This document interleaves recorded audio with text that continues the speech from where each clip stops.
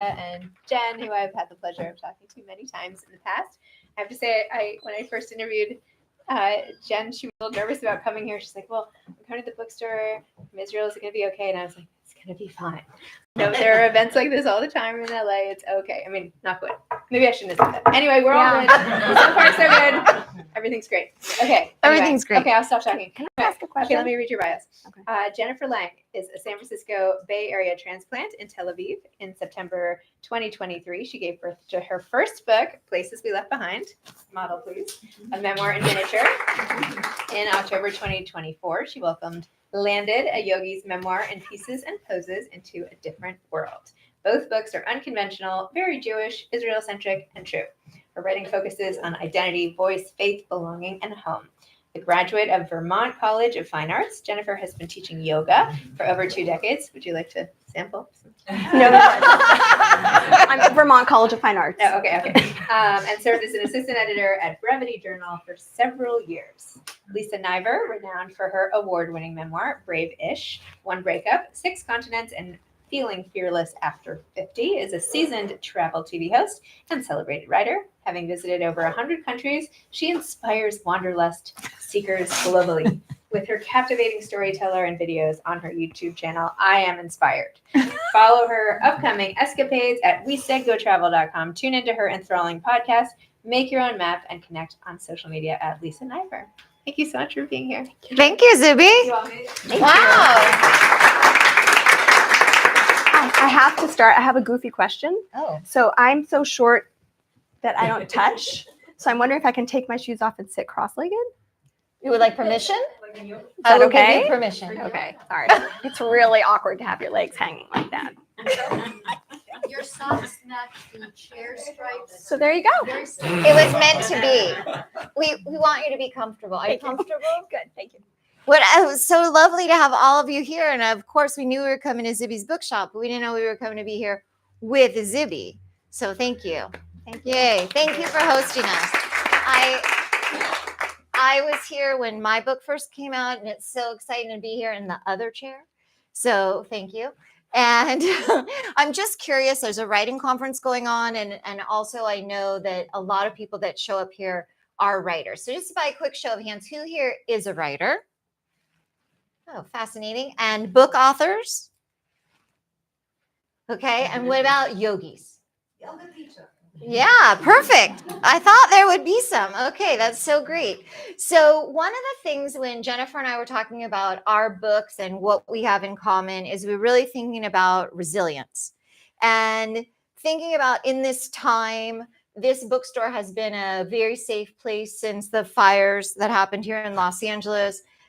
For many of us as Jewish authors, there have been a lot of changes since October 7th and thinking about changes with our government abroad, in our lives, our health. And I just wanted to take a moment to just think about what does resilience mean to you and to us, because it's a big part of both of our books, like how we move forward in the world as writers, but also as humans. So I know if anyone wanted to share their thoughts just very briefly about resilience with us before we get started, just to think about that.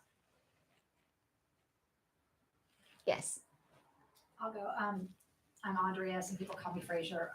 For me, resilience is if the pain isn't wasted, that we can go from the mess to the message and then lean and help somebody else through it. That's really beautiful. Thank you, Fraser. Do you want to? I find it hard to move forward. Okay, there's this organization. It's called Yetzirah of Philadelphia Poets. So we started a branch in Philadelphia for Jewish poets. But it's hard to move forward. Mm-hmm. It's hard to find the way to keep going. I think so too. I think a lot about taking very small steps to move forward and doing the things. What can we do? So anybody else want to share a thought about resilience? I don't want to miss anybody. And did you want to share? We're going to do a little yoga breathing. Yes. So for those of you who can touch the floor, I'm just going to riff on being short. If you can come towards maybe the front edge of your chair and put your hands on your thighs and put your feet on the floor, and phones are on mute and phones are away. And take your hands one on top of the other on top of the head and lift up. So try to sit as tall as you can. Create, if you can, a 90-degree angle between thighs and torso. Sit tall, lift up. Maybe even close the eyes and then slide your hands back down onto your thighs. If possible, if available, close the lips and let's just breathe. In and out through the nose. And then add slow movement circling the shoulders. Breathe and circle. You might have noise, creaks and cracks. Change the direction. Keep breathing.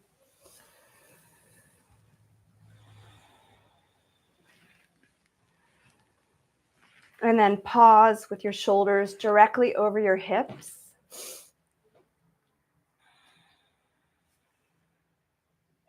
And let's take a deep inhale through the nose. Let out a sigh loudly through the mouth. One more.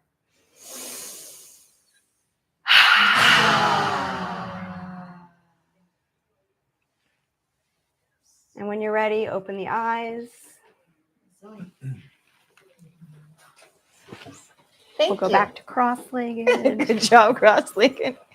So for those of you that haven't had a chance yet to read Jennifer's books, obviously you could get one tonight and you can have her sign it. We're going to focus on her newest book, which she also calls Part 2, which is Landed, a Yogi's Memoir in Pieces and Poses. And the first book, Places We Left Behind, a memoir in miniature. So one of the things that I loved about her books is the design of the book and how the book came together. There's chapterettes. It's a quick read. In a way, to me, it almost feels more like poetry than prose. Like I feel like you packed so much in there. There's so much that you feel in the short chapters. It's really impressive.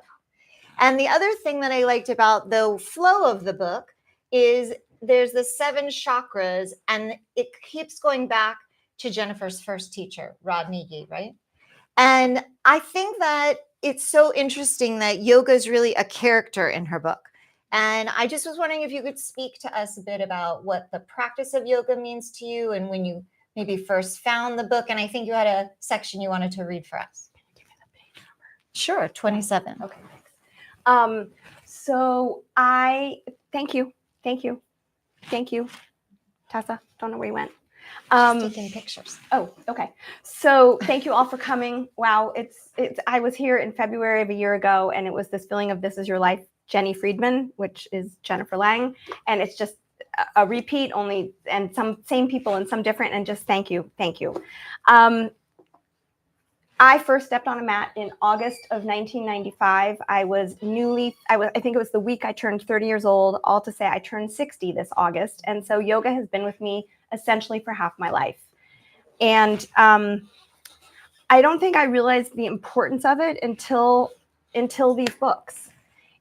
Obviously, it was important, like I needed to go and de-stress. And my husband would sometimes say to me, I think you need to go to yoga now, because I was a young mom and I had these little kids, and he would walk in the door and I was like, basket of nerves or a bundle of nerves. And he would just say, like, go.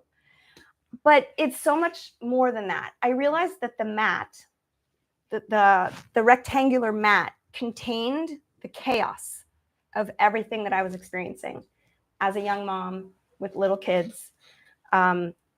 Married to living in different places. I met my French husband in the hills of Jerusalem. We were 23. He had just immigrated to Israel. I had no intention of immigrating to Israel, and everything changed, and I stayed, and I derailed from my career path and dreams. And then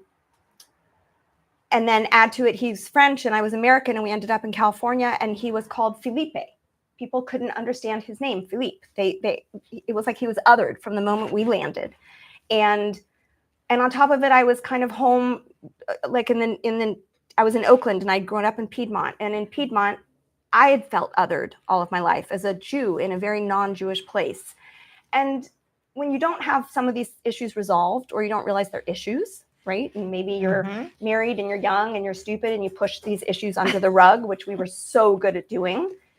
It all just felt like chaos. Mhm. And that mat held me together. It became the container. And it taught me and the teachers that I had, starting with Rodney, how to breathe intentionally, Mhm. how to use the breath so that if I honestly late for a doctor's appointment, or not so much in the moment of parenting when I wanted to scream at my kid, I probably screamed at my kid. I wasn't a perfect parent. I'm still not a perfect parent, but I didn't have the tools to understand how to quiet myself until getting to that mat. And today, like when I can't sleep, I'm doing yoga breath in bed. It doesn't always work. I sometimes need to take a gummy, but I'm only human. And I think that a lot of people have practices. Like, how many of you have something? Does anyone else in the room have a practice that, like, where you either you get clarity, maybe running, for example, swimming?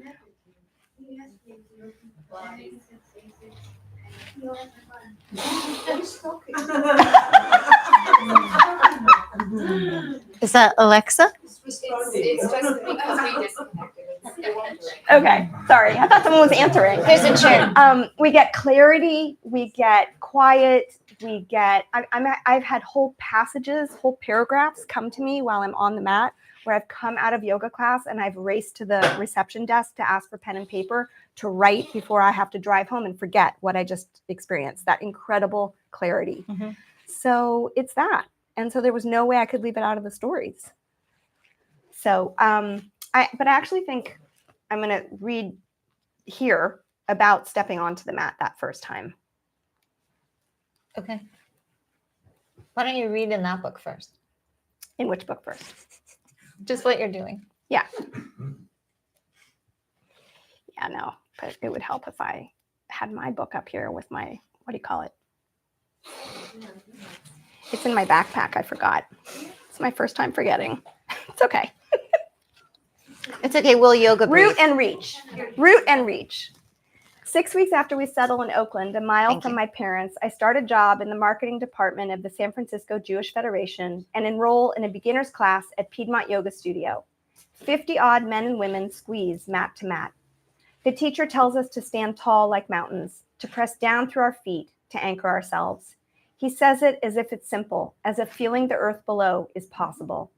I jam my feet into the California wood floor, so warm and forgiving compared to Israeli tiles in our apartment. Cool, Rodney says. You guys look really rooted. We change poses. He struts around the room. His tank top reveals picture-worthy biceps. But the litany of instructions, left leg straight, right knee bent, arms parallel, tailbone down, makes my brain whiz and whir. In warrior pose, I relish the stretch between my ribs, down my thighs. In pigeon pose, I enjoy the opening of my hip. But above all, I adore his language, the way he suggests where we should be in relation to terra firma. Ever since I left for college in Chicago and my junior year abroad in France, over a decade earlier, nothing has felt firm. Root down through your feet and reach up, Rodney says. His words sound like song lyrics, profound and soulful. All I want to understand is how, after growing up in the same house, street, city, county, state, country, continent, have I ended up so rootless, transient, unsettled, wandering, nomadic, on shaky ground. So the funny story and why I wanted to read that is because I had originally given this manuscript to the publisher, and the publisher's response with the love letter was, "We'd love to hear more about yoga in your life." And I'm like, I can do that. And so I added 4,000 words of yoga stories. So To the first to book the or first second book, to the first book. So then I understood, okay, so we want more yoga in these stories. Because yoga for you is so grounding Right. and such Right. a consistent part of what you Right. do. Should I read the second one? It's quick. Read it. Warrior One pose. So this is a 7-year story, 2011 to 2018, divided into 7 long sections with these little chapterettes, and divided by, each section is preceded by learning the 7 chakras, the spiritual energy channels. So this is from the first year of landing in Israel in 2011, my 3rd time to try and live there. And I'm still there. Warrior One pose. While the girls attend school and my husband shadows the workers, I sweat on my mat at Om Yoga. The instructor, Shani, sticks closely to the 41 poses in the primary Ashtanga series, leading us from pose to pose, her words calculated and crisp, her delivery worldly and wise. The sun penetrates through wide open windows. No fan, no AC, pure desert heat. Her burnt umber skin glows. I detect active verbs like lilchotz, lecharim, le'archiv, making my hippocampus work intensely to recall words from Hebrew immersion class over 2 decades ago. My tank top clings to my torso. Buckets of perspiration drip down my sides. 8 years earlier, during my teacher training in New York, we'd studied the battle between 2 sides of a family in the Bhagavad Gita. Warrior One isn't about the physical warrior, but the spiritual one, facing the universal enemy of self-ignorance, the ultimate source of suffering. Am I warrior enough to live here? If terrorism resurges or war ensues, am I strong enough to soldier through it? If my children grow up and leave the country, is our marriage sturdy enough to anchor me? As I listen to 20-something-year-old Shani, everything compresses. The gray matter, the white matter, the water. I think it's so beautiful. I love coming here when authors are speaking and read from their books, because when you read someone's book, it's, you're interpreting the experience, but I think to hear the author, especially, I know for me, I got to narrate my audiobook. Like, it's so interesting to hear someone else's inflection. And there's so much that you've packed into that section. Like you were saying that, when you're on the mat, you were able to understand stuff. For me, it is swimming. It's like a meditation for me. But the most important thing I think that you're talking about is you don't have to do it perfectly. When you were first learning yoga, it still made a difference to you. And that the important thing is showing up. And I know that you have another section you wanted to read about being, how we keep being willing, that we have to keep showing up and we have to keep trying. And for those that already have books or those that love books, and we so appreciate, authors without readers, it's not such a good thing. But it's so important to keep showing up and keep trying and keep going. I know for myself, when I do yoga, I don't do it so perfectly, but it does make me feel better. And even when you write a book, you don't know that it's going so well until someone helps you, the editor that says, oh, maybe you need more of that. So, but I think yoga has really helped you figure out how to manage that uncertainty. And like you said, you've lived so many countries as a parent, as a spouse, and as a human. Like it's a very seemingly sometimes hard time to be alive. So I know for me, when I was reading your books, I was like, maybe I should do more yoga. But instead I went swimming. But you were going to read another yoga section. The section at Om was page 151.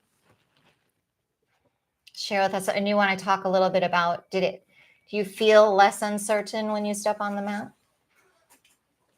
No. So I think at this point, I can step on a mat in a lot of different places, like let's say countries and languages, and it really no longer matters what the language is. And so in Israel, I'm fluent-ish, like brave-ish. I'm fluent-ish. I can go out on the street. I can go to the market. I can go to the supermarket. I can go to the shuk. I can go to the bank, which we don't do anymore. I can go to the post office, which we don't do anymore. I can go to a cafe, restaurant, that I do, and I can order and I can talk and I can have a conversation.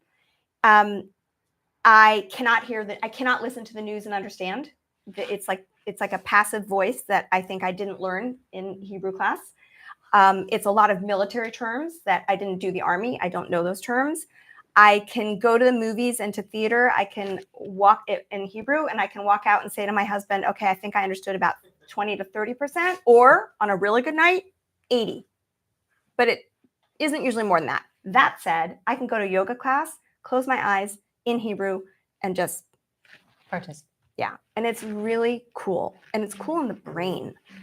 My dad has Alzheimer's. So for me, it feels like just one long exercise in like a anti-Alzheimer regimen. So this is kind of midway through the book. And it's called Om. And this is what it's like living there. Class starts late. This is where I'm teaching in my studio that I no longer have in the city of Ra'anana. We left Ra'anana. I closed my studio. I live in Tel Aviv. Class starts late. Everyone's skittish, especially me. It's hard to focus, but let's try, I say. Sit tall, breathe through your nose, in and out, then inhale for Om. Some students opt in, several opt out. It took me a decade to feel comfortable uttering the mystical syllable. Year after year, class after class, I vacuum packed my lips.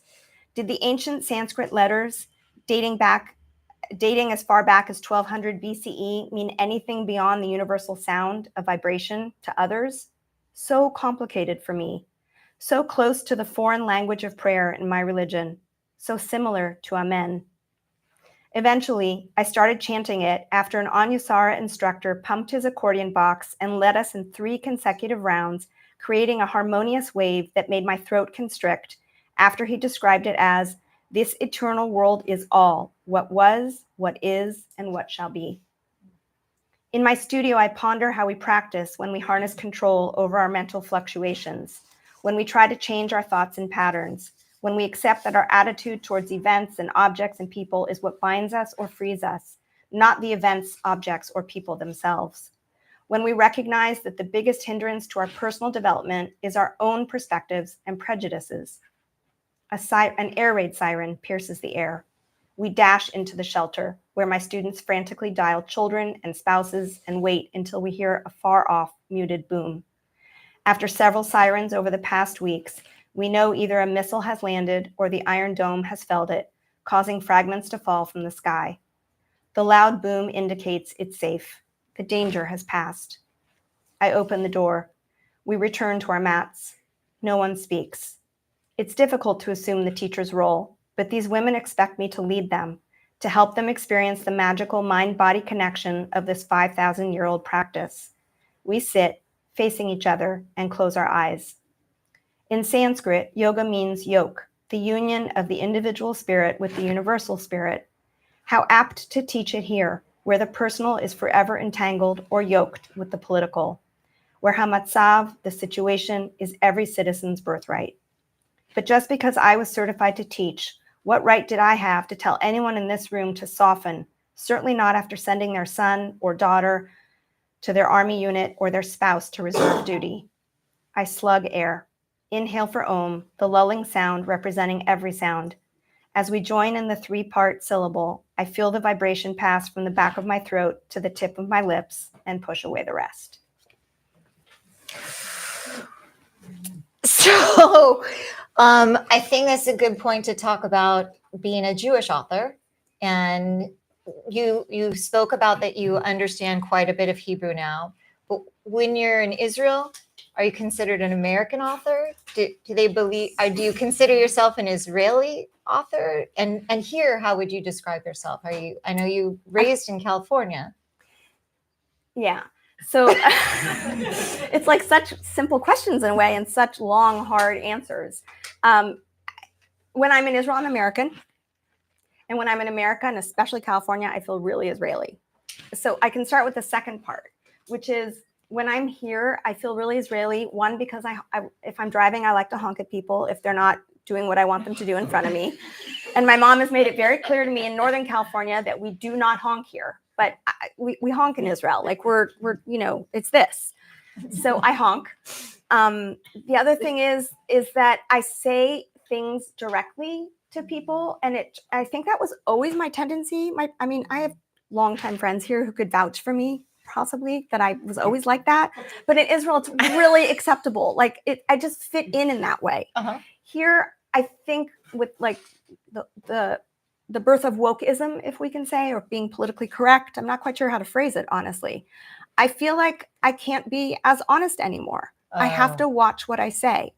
So I have to tamp down the Israeli in me. I have a childhood friend who has made it abundantly clear to me that I can't, she knows that that's how I am, and so I'm on guard. So that's with me. But I think that as an author, I've fallen between cracks. I'm an English writer in Israel, but I'm not an Israeli writer. I'm not writing in Hebrew, so I'm not an Israeli writer. And I'm not writing about the situation, so I'm not an Israeli writer. And so it comes up with like in subtle ways. Well, it's like I mean, it's kind of the theme of your whole book is the othering. Like, Yeah. when at one point when you and your husband were deciding where to live, you had the idea, I'm going to live 7 years in France and 7 years in America and 7 years in Israel, and everybody That was a felt. stupid idea. That was mine. It was really stupid. Well, Yeah. but you have lived quite a long time Yeah. in different places, and for each of you, you talk about in the book, there's challenges, whether it's how you celebrate Shabbat or where you live or whose job or what language. I mean, that's a lot of languages in one house. Yeah.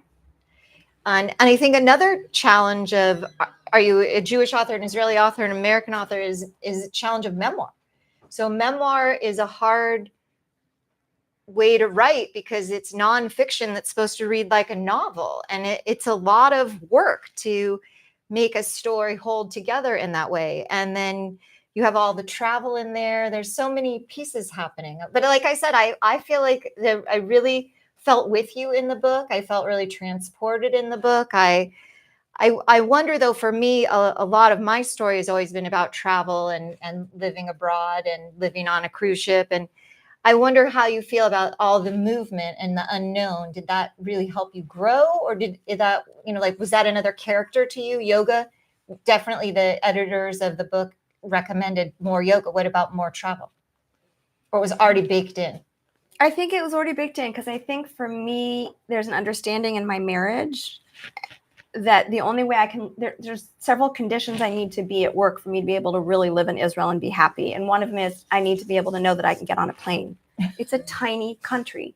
And we all know what's going on there today. And it's really, I'm just going to say it from this perspective, healthy to get away for a while. Mm-hmm. So I'm at the end of 6 weeks and I do not read the news unless it's in my face, like coming from social media, a conversation with a friend. When I read the news and then I call home, so I call my husband to say, like, it seems like there's been a lot of sirens, and he poo-poos me, which has been a constant thing in our marriage.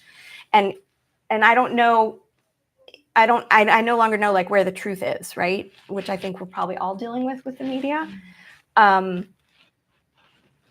It's a tiny country. It can feel suffocating at times. It's a beautiful place. There's so much good there. I adore the value system there. That is something I've really come to like say, whether it's Friday night dinner or which is always like 3 generation or more family. There are some restaurants open in different cities, but most people are having and driving to family for multi-generational meals.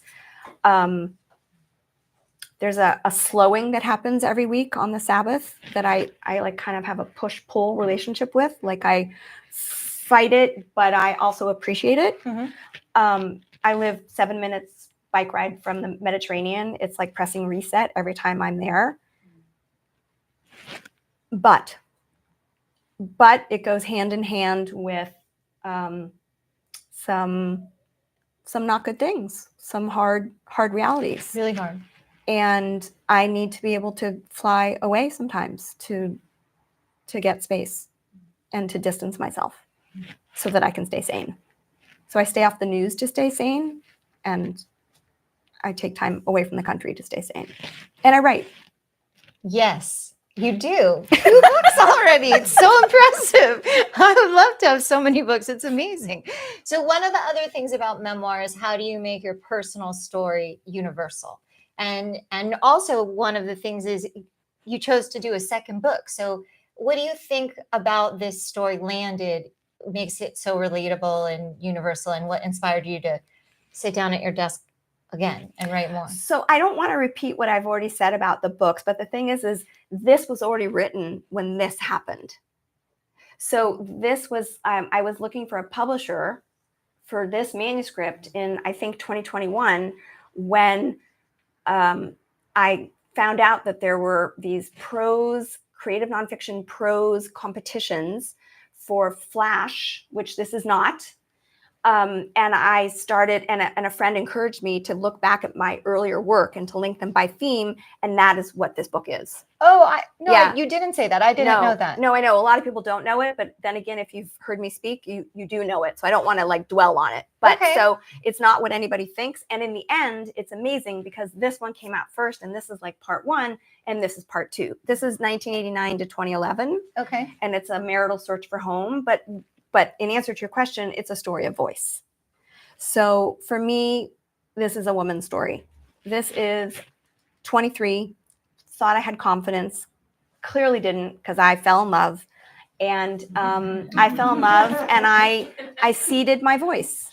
I ceded my voice to a really sexy, single, Jewish, eligible Frenchman who made me crepes on my 24th birthday. And I listened to my stomach, I listened to my heart, and I just Fell in love. let go in the head. Right? I didn't stay on track, and so. If I can just bring it to today, I have 2 girls. I have a son and 2 girls, and my youngest is 25 now. But this was about a year ago. 2 years ago, she brings a boyfriend home. It was a new relationship. It was the first time having him at our Friday night dinner table. And he grew up, he's American, but his family moved to Israel when he was a baby. And he grew up super secular. He doesn't know anything about Judaism, and that's fine. And we had friends over for dinner, and after dinner they stood up and said, "We're so sorry, we actually have to go. We're meeting a friend of Zach's at a bar, and because there's bars open in Tel Aviv." And my husband and I were so taken aback because our daughter does not normally leave leave the house on Friday night. It's not the way we raised our kids. And even though I'm not religious, I also didn't want them leaving, but we didn't say anything, right? Good parent. And they left. And then the next day, I had her, I think, on the phone. And I said to her, I was so surprised. Abba is Hebrew for father. We were so surprised that you did this. And she said, I didn't want to, but Zach did. It was Zach's idea. I said, so did you tell him? Right? So she was essentially the same age I was, right? Exactly. And I found myself saying to my youngest daughter, you need to speak up. You need to be heard. You need to make sure he's hearing you in your relationship. And it's played out a couple of times. So I think it's a really worldly or universal thing.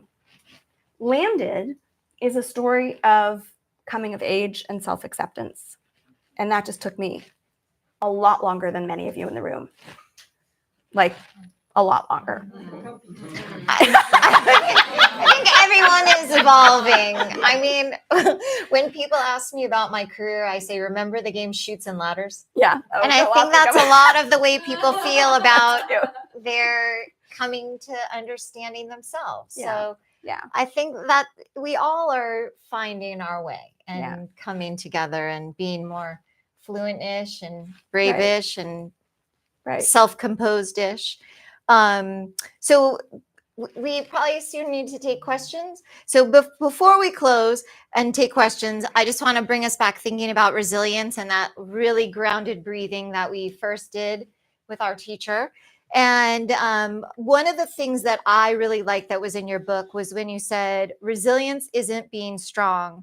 Sometimes the first step is being weak. It's shattering when you need to and knowing there will be others to help pick you up. So we all need community and we all need to come together. And it's so amazing to have a bookstore like this where we can find amazing readers. We're already really amazing. Find amazing writers and books. But I know you wanted to read one more section about yoga. Warrior 2 pose. So the book is written in present tense, past tense, and through yoga poses. So it's a story that takes place on and off a yoga mat. This is called Warrior 2 pose, and it's towards the end. The typically Tel Avivian yoga studios' peeling paint and cracked walls exude shabby chic appeal. An easygoing breeze waltzes through the arched windows. Cars beep outside. My flitting thoughts inside fade. A tattoo on the teacher's ribs emerges under her tank top. She asks if we found our sweet spot, where our legs work without straining. My thighs burn. 7 years ago, I wondered if I was warrior enough to live here. The thought still nags, but not like before. Sometimes it's difficult, but mostly it's mundane. Work, fill the fridge, prepare meals, pay bills. Israel might be locked in a never-ending feud over land, but American democracy is under threat. Not to mention that traveling abroad and witnessing history up close and personal still thrill me. I never used to consider myself resilient, but even that has changed. In Sherry Mandel's The Road to Resilience, From Chaos to Celebration, she writes, "Resilience isn't being strong. Sometimes the first step is being weak. It's shattering when you need to, knowing there will be others to help pick you up." By her definition, resilience is my superpower. The tattoo teacher tells us to feel the quiet strength of our body. Dusk descends. The guttural sound of a muezzin calls worshipers to prayer over the loudspeaker, both mysterious and foreign. I wonder which of the ancient port city's 3 mosques is its source. At the start, the Muslim resuscitation is one loud blur until it's not. Lo ilaha illa Allah. There is no God except the one God. While rooting my feet into the earth, firm and unwavering, I picture myself at my bat mitzvah, summer camp, youth group, reciting, Shema Yisrael, Adonai Eloheinu, Adonai Echad. Hear, O Israel, the Lord is our God, the Lord is one, with conviction. That was so beautiful. Thank you. So,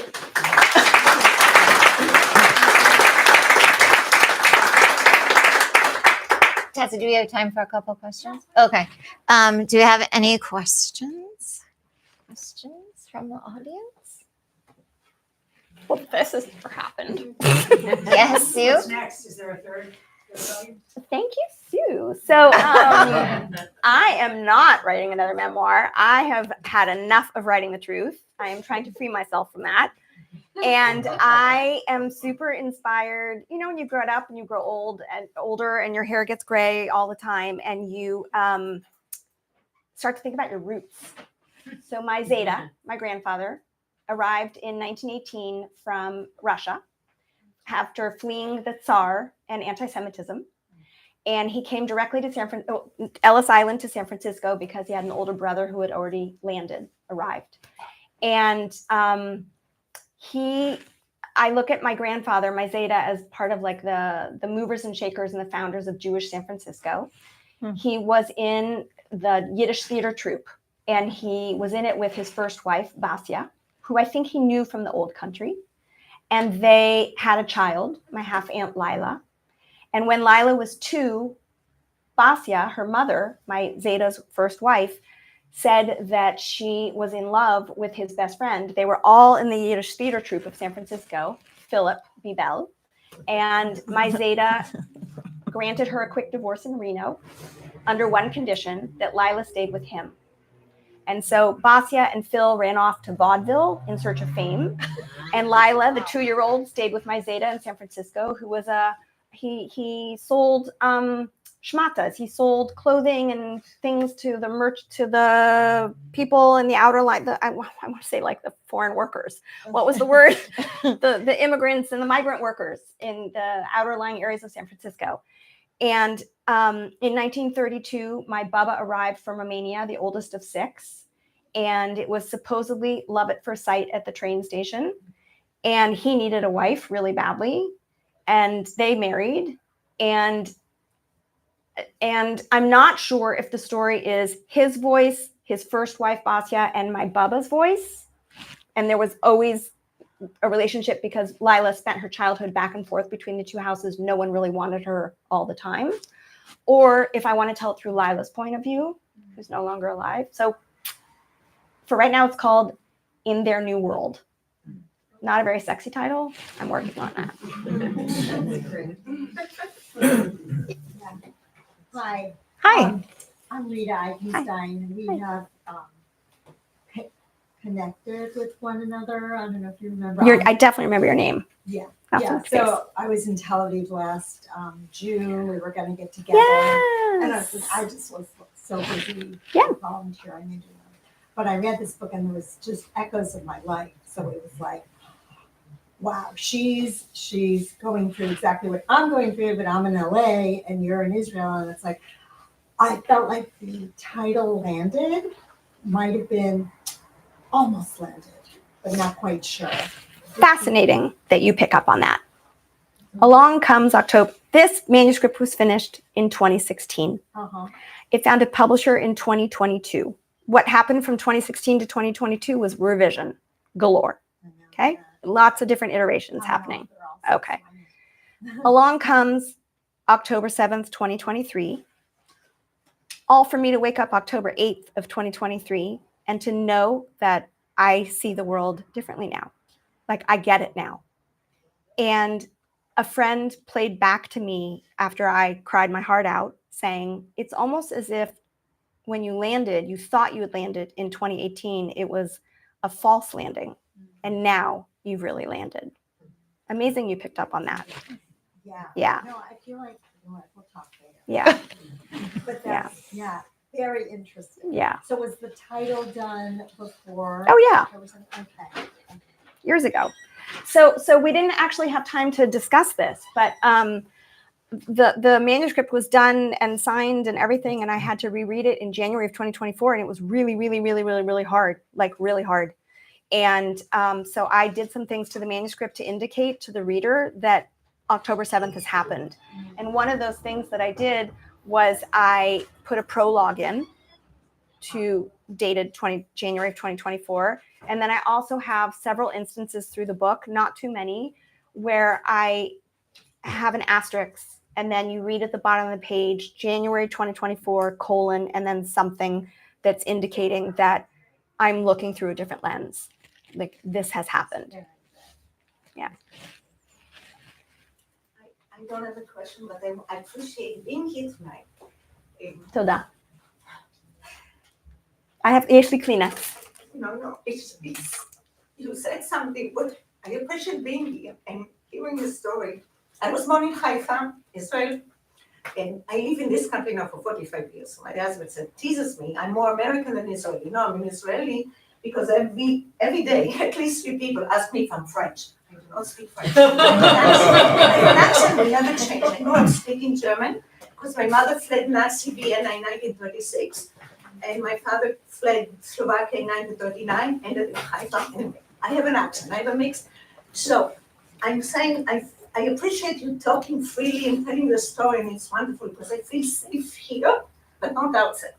Maybe not so bad here, but until October 7th, people will, all the time ask me, where from, your accent, and sometimes I will tell, sometimes not, but there will be a conversation, and many times goes into politics, whatever. After October 7th, I didn't feel safe at all to tell where I'm from. Okay? It was like attacking me immediately. And immediately, when they said, are you French? I said, no, I speak German. They left me alone. But if I said, no, I speak Hebrew, blah, blah, blah. So I don't feel safe. I still don't feel comfortable when people stop me or whatever. I have many friends. And I think in the beginning, especially for whole year, now we are more than that. How many days are we? 537 days, okay? That maybe it is a little bit. And then we had those horrific, and still are some, those horrific, violent demonstration, protest, free speech in all those universities. I did not go there. I've been to one by accident in Berkeley in November 23. It was horrific. And so I don't feel safe. So I really want to say thank you. I really appreciate you opening up, telling in the story who you are, whatever, everything, and sharing it here. So people need to know that you said it's a tiny country and being truthful to people. Yes, we have to pretend they are a lot here and not saying the truth. And that's really, I struggle with it all the time. Even with some people in my family, I married an American, very Jewish. I wish she came with me tonight. You would love to meet you. So I want to say thank you. I would love to say. I struggle with it. Yeah. I struggle, and it's really not nice. Yeah. The free speech nowadays, it's killing me. But I need a Thank you. Yeah. So I'm actually in town because there's a huge writing conference. It starts tonight, tomorrow. It's called AWP. It's at the LA Convention Center. There are a few of us. How many are here for AWP? Okay. We're here for this conference. I'm on a panel tomorrow on writing against anti-Semitism in the literary world, because in the literary world, it's our voices are being silenced. And I wasn't sure if I was going to feel okay to come and to do this. And I broke down because that happens to me, because I fall apart, and I hope everyone picks me up, right? That's my resilience, my superpower. And I was on the phone with the woman who's moderating the panel. This was back in November, and she was saying to me, do you want to come or not? And I said to her, I really want to come. I want to be that strong person, but it's really hard. And so I'm showing up tomorrow, petrified. Petrified. But we all are. And so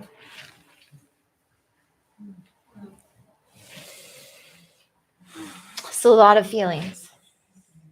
And I do think that, again, like I said, it's so important to find community and to be here together. And it's so great to see you all here and have people from all different parts of my life and all different parts of Jennifer's life, and to have Zibby from Zibby's Bookshop here, and Caroline and Tessa who make things happen. And it is so incredible that this bookstore has something every single day.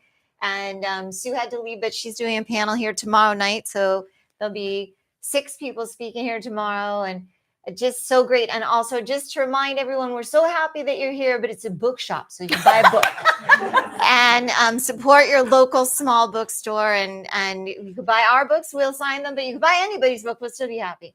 So again, I'm just so grateful that you're all here, and so grateful that you came all the way from Israel to do your book tour in the California, and I know you were in New Orleans.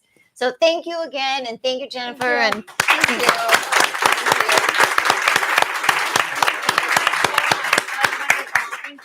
We have books available. We'll leave you guys here to sign, and thank you again. That was just great. Thank